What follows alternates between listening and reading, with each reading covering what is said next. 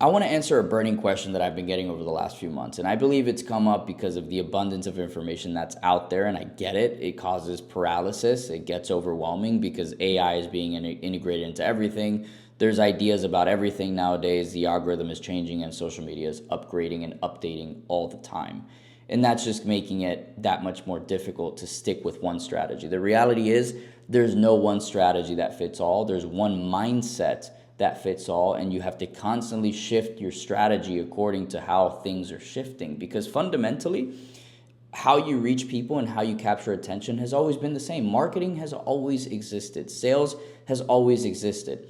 Social media is just your new vehicle and avenue to take you on that journey, to get you to your goals. And it's never been this big in the history of marketing. So if you aren't taking advantage of building a personal brand or branding your business at scale, really do it and start with your mindset, because I've been through this too. I started my brand in 2018, and it took a few years for me to get used to looking at social media as a business strategy, because that's really what it is. It's not you being a creator or an influencer. It's turning into a strategy that's going to bring in more revenue and sales over time as long as you show up the right way. So the question is, what do I post and how do I show up?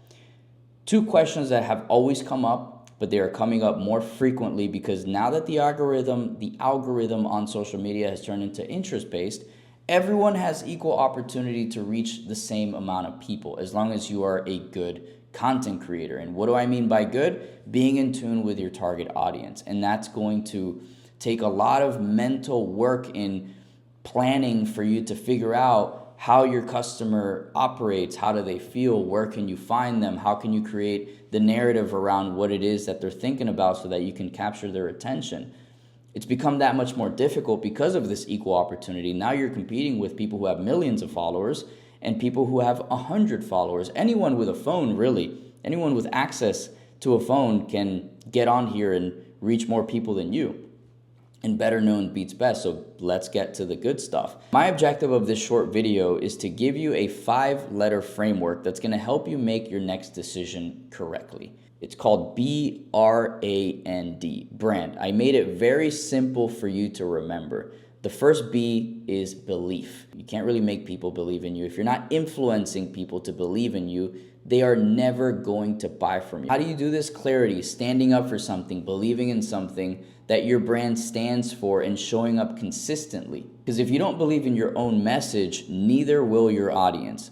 The next acronym is R, relevance. You and your content have to live in your audience's mind. Nail their pain points, use their language, make sure your audience is even on the platform that you are creating on. Once you know where they are and how they show up and where to find them and how they speak to themselves, then you start creating content at scale. That might be LinkedIn for you. That might be Instagram. That might be TikTok. But you just got to figure out what platform it is that they are most relevant on, or you can be the most relevant on, so that you can show up the most on that one. The A in brand stands for authority. You can't really self-proclaim authority, by the way.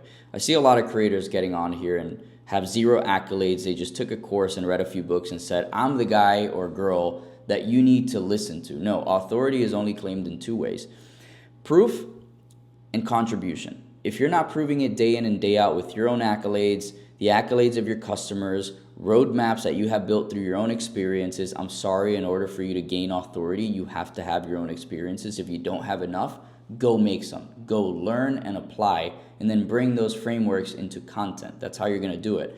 The second one is contribution. How are you contributing to your industry day in and day out? Are you posting content? Are you showing up every single day? Are you contributing valuable information that people, not just your customer, but your competitors can look up to? If you become a valuable source of information as an authority figure, it's a great spot to be in. But in order to do that, it takes consistency and real knowledge. The next letter is N for narrative. How are you fitting the story that you're creating that is attached to your offer into the mind of your customer? Remember, we spoke about relevance, which means that you're speaking into the conversation that they're already having. This is where you formulate that conversation. Because a good narrative makes people feel like you really understand their journey and you're guiding them towards a better one. So get really good at creating the right narratives with every target audience that you have.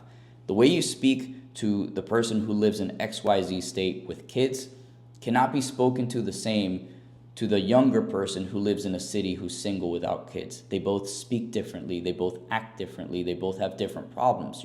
Your solution might solve the same thing for each one, but how you frame it to each one is different. And lastly, delivery. Remember how I mentioned that you need to be in tune with not only your target audience, but what platform they live on?